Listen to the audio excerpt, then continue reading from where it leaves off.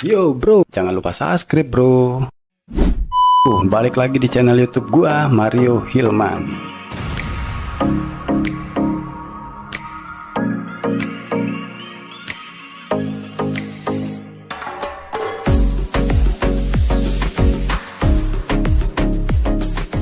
Paling banyak dipertanyakan oleh publik itu memberikan kuasa kepada Prof. Elsa.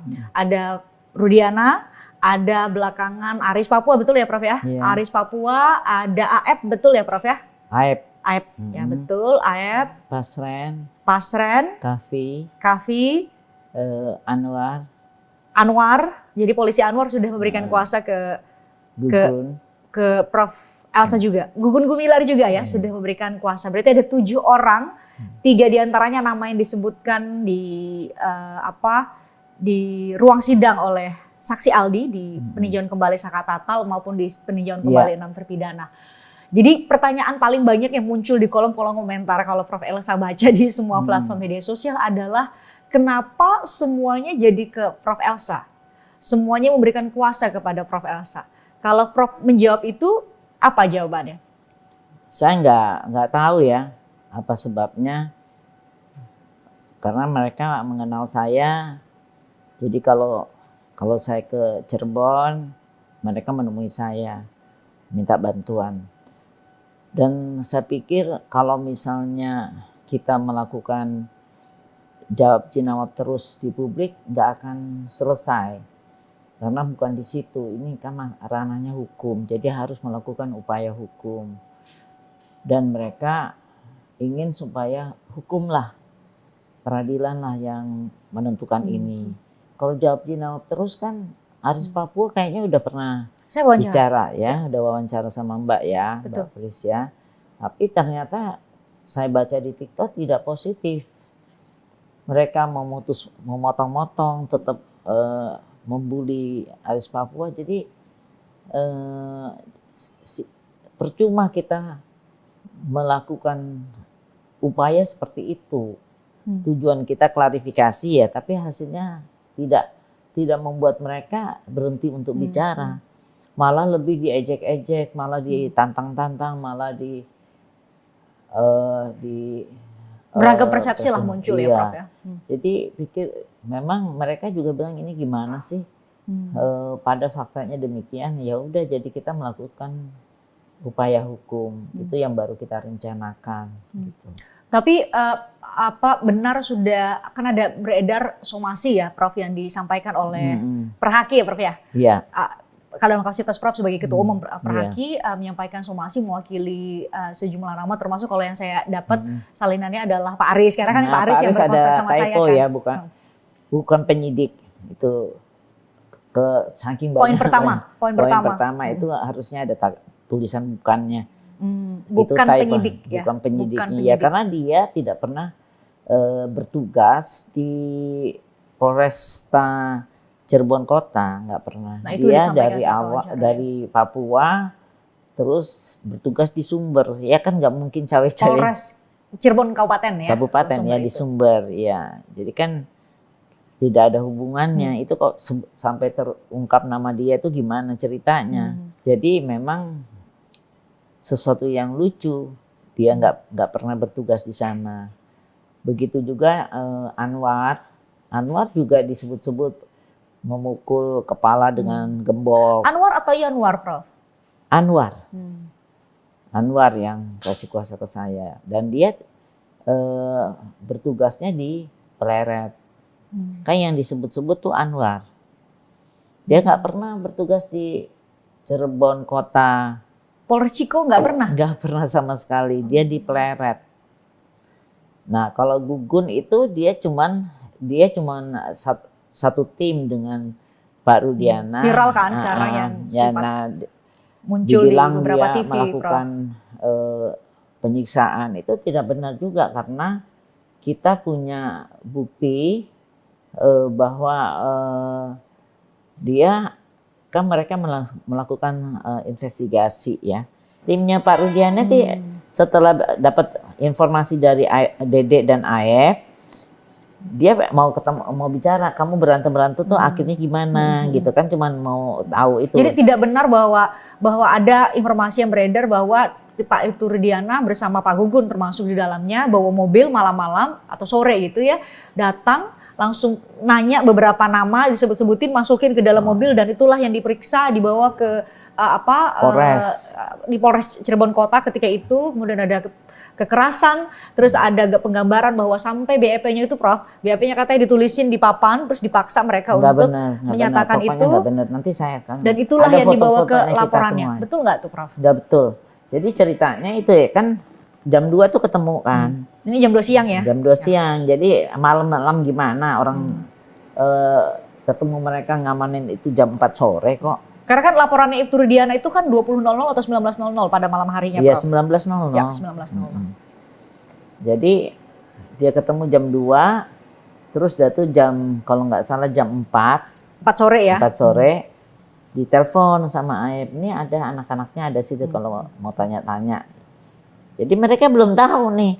Nah, terus akhirnya datang, terus mereka tanya-tanya sedikit, diamankan supaya untuk interogasi. Kan diamankan itu baik-baik ya, Prof? Baik-baik. Bukan ditarik masukin dalam mobil, bukan ya?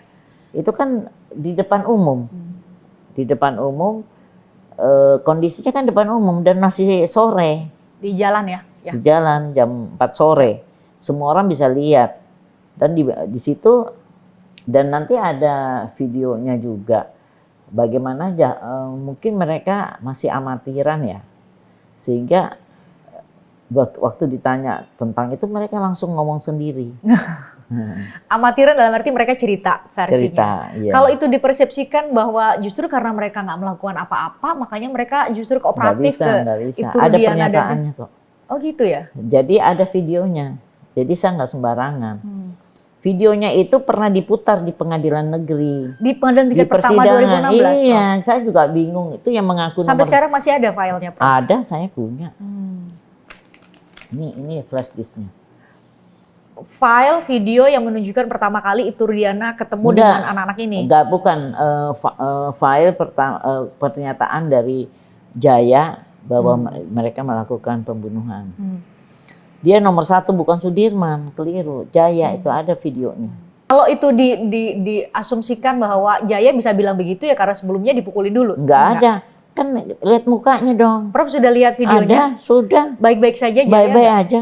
Yakin, Prof? Enggak, nanti saya kasih lihat semuanya sampai tanggal 1 September. Kondisi mereka baik-baik saja? Baik-baik aja. Jadi nanti saya kasih lihat. Ada itu aja orangnya. Perempuannya juga. Kalau perempuan golongan ya. Golongan sama? Ada lagi? Siapa? Ini yang ini. Yang pakai baju itu sama pakai Bagus kamu. Kalau si Imam sama si Aldi kamu lihat? Kamu nanti pulang aja, jangan dulu.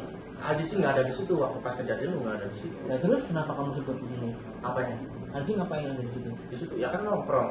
Nongkrong di desa sebelah biasanya kan kumpulannya di situ, ya kan? Kamu mukul sama tangan apa sama Tangan demi Allah. sama tangan aja? Sumpah demi Allah. Itu berapa orang waktu dikejar tuh? Waktu itu 5 orang. 5 orang dianya. Yang lainnya pada kabur, ya itu jatuh di flyover ya. Itu jatuh ya, yang pakai motor apa warna biru apa sih? Lupa lagi. Hah? Yang jatuh ya? Kalau itu kan ditendang. Iya, dulu semua. Jadi pada tendang ini apanya? Orangnya satu lagi. 4 motor katanya tadinya. Kamu jujur nggak sih? Jangan itu jangan. Jujur. Kita tadi kan udah bilang ya kan awalnya kan kayak gitu. Kerja, nah kerja tuh ya. Yang film itu ada. Dari mana dikejarnya? Dari sekolah SMP 11 apa dari mana?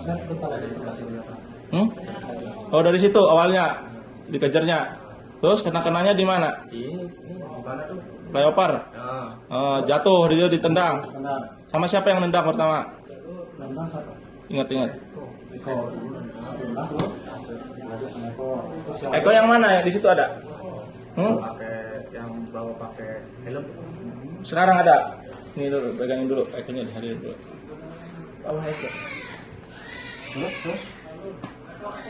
Ya pas itu udah diajarin ya udah. Kayak udah ngajarin sampai mati ya gitu ya. Mati nggak? Kita nggak tahu apa-apa Pak. Kamu memukul pakai tangan. Iya, Eko ini. Duduk sini. Kamu juga kok. Duduk. Sini, Eko ini. Ini Eko. Kamu memukul pakai tangan. Jujur kok, bukan mormak. Jujur mukul pakai kayu. Mukul pakai kayu. Pertama nendang. Pakai pak kayu tuh. Kamu mukul pakai apa? Tadi. Nendang aja. Udah jujur aja saya tolongin. Juga demi Allah Pak, saya nggak tahu menahu. Nembak. Iya, demi Jujur ya, Jujur. mau dia mukul apa? Ya ini Pak. dia omong aja. Kita mukul. Kamu jujur. Berarti kamu, bukan ini. Apanya? Berarti kamu. Demi Allah. Ini. Ya Allah. Yang pertama nendang. Ini. Undang sama jujur aja. Jujur. Waktu malam itu kan ribut sama Eki kan, anak sampiran. Dikejar sampai playoff. Jadi ketika di persidangan ada cerita bahwa ada penganiayaan sedemikian rupa yang Tunggu, saya bilang ini ya, kita lihat jamnya ya. jam 2 Jam 4 ya. dibawa. Terus dia tuh di narkoba itu mereka udah ngoceh-ngoceh sendiri, udah ketakutan sendiri. Ngoceh ini maksudnya sudah mulai cerita versi asli. Versi yang bahwa benar mereka melakukan pembunuhan. Kan mereka nanya apa dulu kamu lemparin batu, apa kan sesuai dengan yang itu. Terus mereka bilang, terus kenapa sampai begini? Ya biasalah, namanya mereka penyidik kan ngerti. Tapi di ruang narkoba itu hanya nggak lebih dari 30 menit. Ya. Singkat ya? Singkat sekali mereka sudah ngaku, karena itu semua orang bilang kok cepat ya. Dan Makanya tidak ada diduga ada pukulan. kekerasan. Tidak ada. Kalau ada kekerasan kan ada foto, ada videonya. Kita video loh. Kalau foto kan bisa disetting. Kalau ini video. Dan kemudian dan video itu pernah, bukan novum, video itu pernah diputar waktu persidangan. Jadi hakim udah Pengadilan percaya. negeri tingkat pertama nih 2016 ya. Jadi udah basi lah kalau saya cerita lagi. Dan mereka Tapi berarti ini nggak basi loh, Prof. Ini baru loh, Prof. Kalau memang Prof punya video. memang ada video. Karena kan cerita saat ini karena ada peninjauan kembali ya, Prof. Maka kan kemudian publik kan punya kesempatan tuh mendengar dari versi cerita bahwa terjadi penganiayaan. Dilihat sendiri. Itu 30 menit, terus 30 menit, terus kemudian diserahkan ke Kasat Serse. Berarti ada buktinya. ini foto mereka saat diserahkan ke Serse. Iya, tunggu dulu.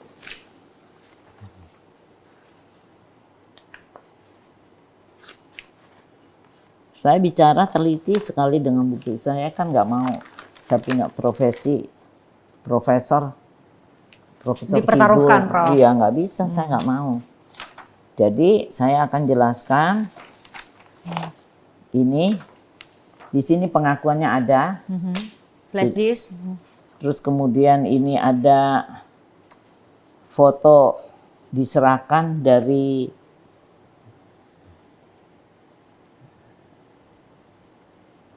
ini tanggalnya penyerahan dalam keadaan baik dari narkoba ke Serse.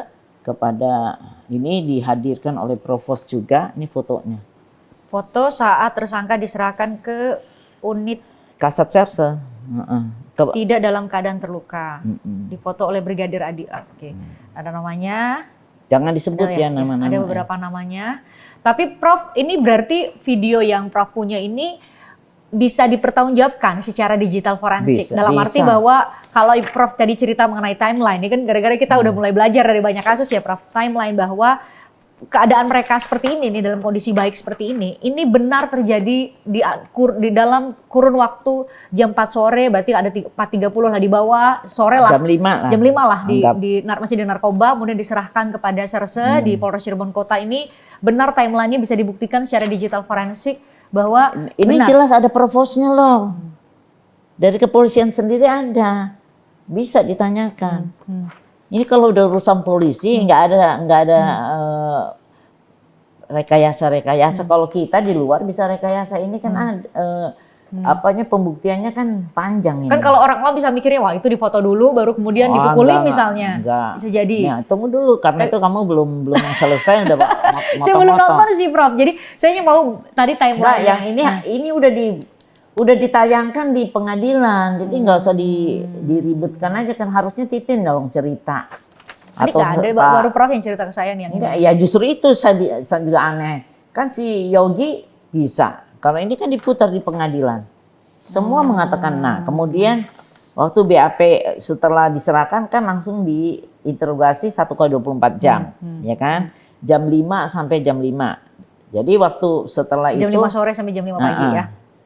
Terus Keesokan harinya 24 jam, jam 5 sore sampai jam 5 sore. 5 sore berikutnya ya, keesokan harinya. Enggak harus 24 jam, 1 kali 24 jam. Terus kemudian karena sudah ada pengakuan mereka, langsung dibikinlah LP. Dan yang bikin LP kan bukan Pak Rudiana. Pak Rudiana sebagai pelapor, sebagai korban. Dan dia menyebutkan nama-nama itu bukan dia yang merekayasa ini orang. Dia kenal juga kagak sama mereka itu. Dia kan logikanya gimana. Justru karena pengakuan itu ya, dan si Serse itu udah tahu kan waktu penyerahan kan dia dengar juga, dia menyaksikan kan. Penyerahan itu kan formalitas saja.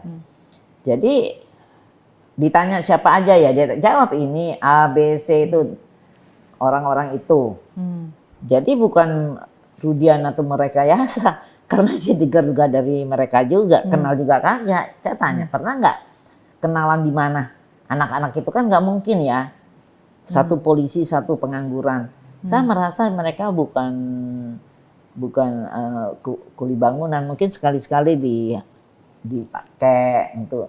Tapi intinya mereka anak-anak muda yang nganggur-nganggur lah, sehingga mereka kan semuanya mengaku bahwa mereka tuh minum ciu dengan cola, big cola. Dan itu bersama-sama si Kavi loh, jangan salah, cuman Kavi waktu setengah mabuk dia pulang, dimarahin bapaknya, yang lainnya nggak tahu dia. Jadi bersama-samanya tuh ada. Ya. Mereka kenal semua, satu kampungnya sama Kavi. Jadi gimana ceritanya sekarang, ceritanya lain, terus tinggal di rumahnya siapa? Pasren. Bilangnya di kontrakannya. Di Pasren itu bilang nggak mungkin tinggal di kontrakan saya. Pertama, saya tidak terbiasa anak-anak muda tinggal di rumah saya. Rumahnya kecil, ya kan? Kamar cuma 3, pas-pasan. Itu rumah Gimana dia. sebanyak itu tinggal di situ? Gimana sebanyak itu. Dan juga kalau dikontrakan, itu 2 hari sebelumnya sudah ditinggalin pengontrak.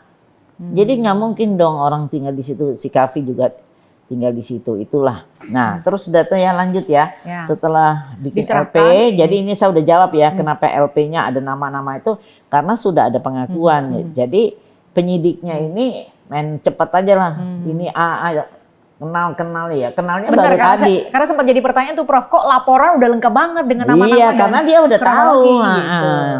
Dan itu penyidik juga suruh BAP-nya karena buru-buru nggak semuanya ditanya ini kenal ya. Dia kenal dong, baru sekitar 1 jam ya kalau diistilahkan, dari jam 4 sampai jam 5 dia bikin LP. Jam berapa tuh? Jam 5 atau jam berapa tuh?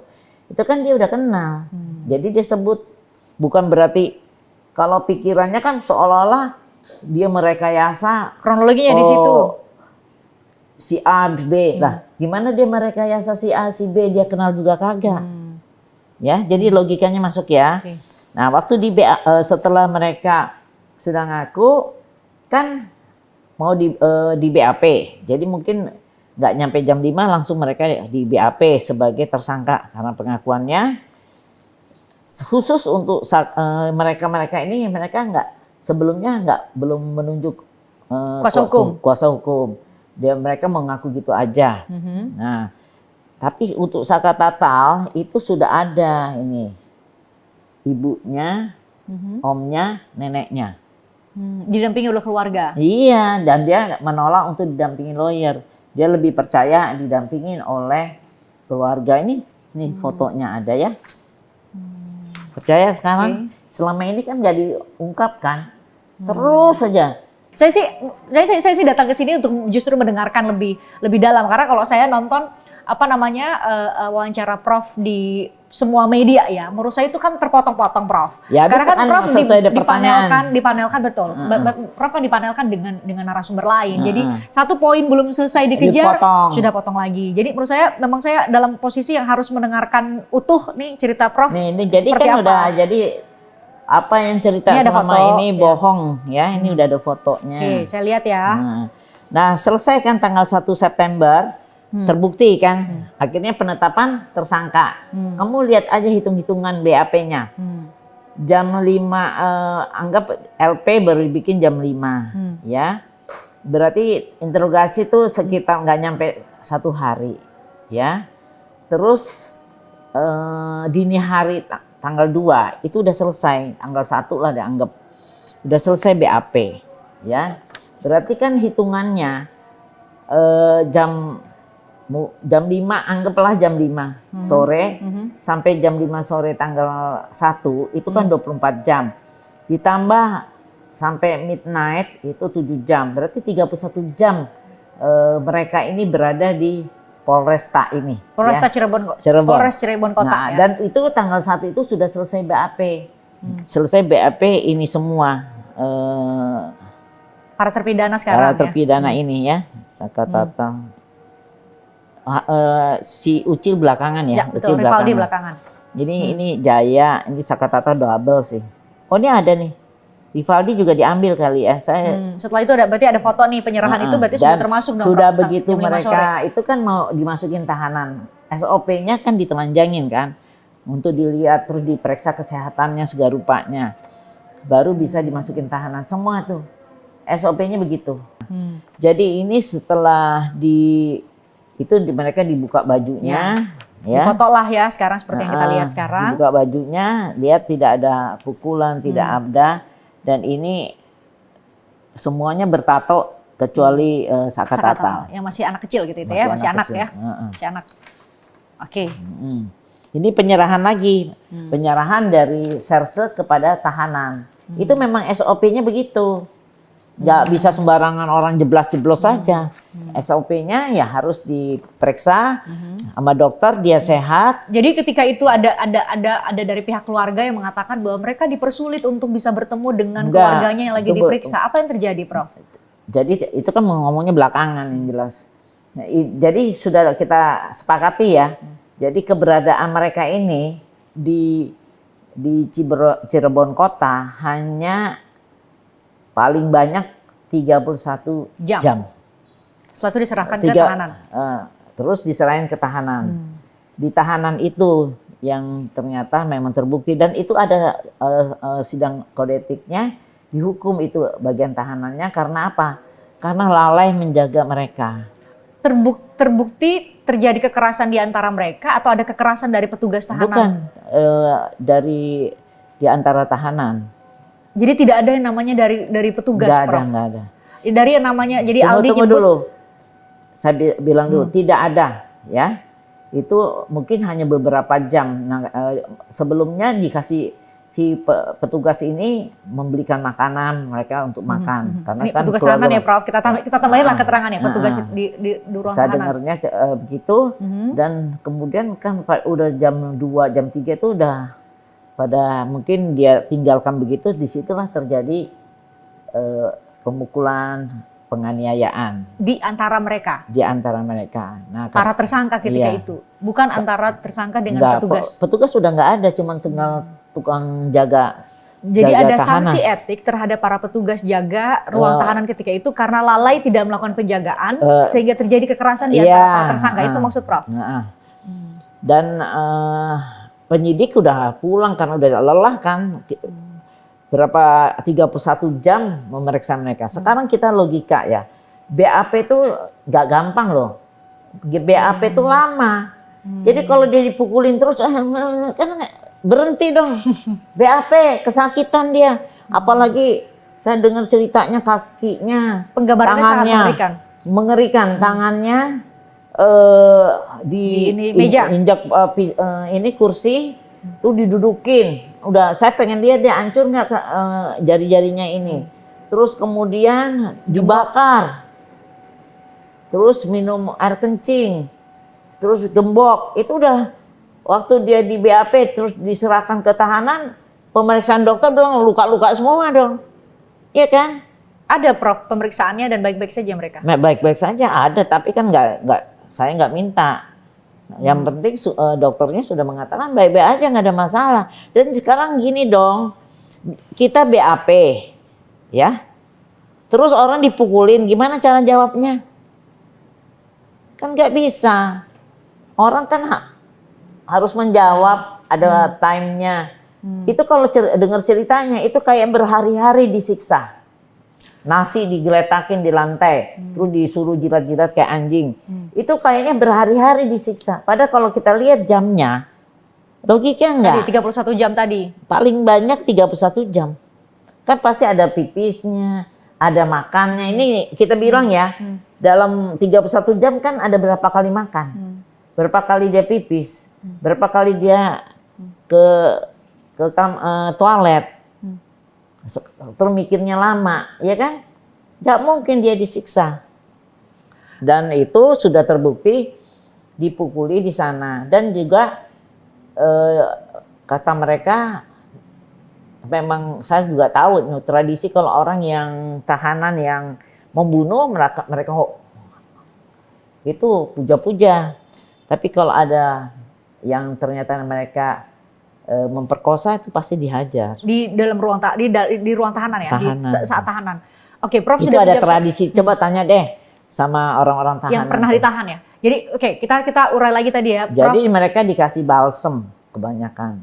Dikasih balsem oleh itu tahanan, bukan oleh Gugun Gumilar ya? Gugun Gumilar nggak, setelah diserahkan ke Serse, Gugun Gumilar Tadi udah kita nggak ada bicarakan lagi. pada sore hari diserahkan kepada Serse ya. Udah nggak ada urusan.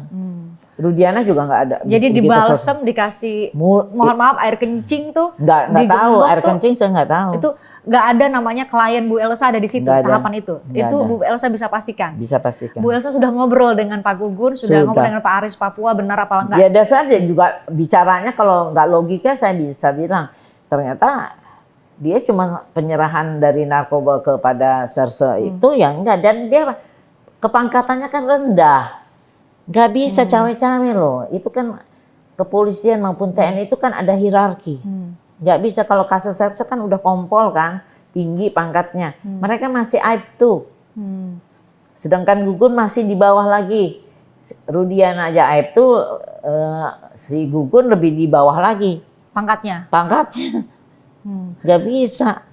Orang lagi BAP yang lebih tinggi pangkatnya tuh dia nggak datang-datang mukul, mana bisa. Nggak boleh tuh melanggar aturan. Dan kemudian penyerahan dari Serse kepada tahanan itu ada SOP-nya, ada dokternya, diperiksa semuanya dalam keadaan bersih. Makanya Prof, dengan penggambaran Prof tadi kan sebenarnya jadi banyak yang berspekulasi bahwa wah ini sampai di kolom-kolom komentar tuh Prof, cari dong Kapolresnya Cirebon Kota waktu itu, atau cari dong sampai Kapolda Jabar, karena mereka melihat memang kalau pakai logika Prof tadi, bagaimana seorang pangkat yang sangat rendah kemudian kalau memang merekayasa kasus ini kan berarti orang-orang yang jauh lebih tinggi pangkatnya yang juga terlibat di situ. Sampai kemudian ada spekulasi baru juga Prof tolong jawab bahwa dulu saya ceritain dulu ya.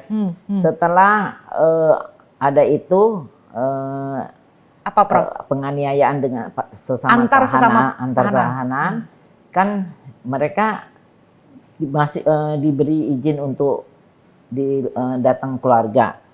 Nah, keluarga datang kalau memang susah, nggak mungkin tanggal 2 itu keluarga datang. Nah, setelah ketemu keluarga itu dia difoto.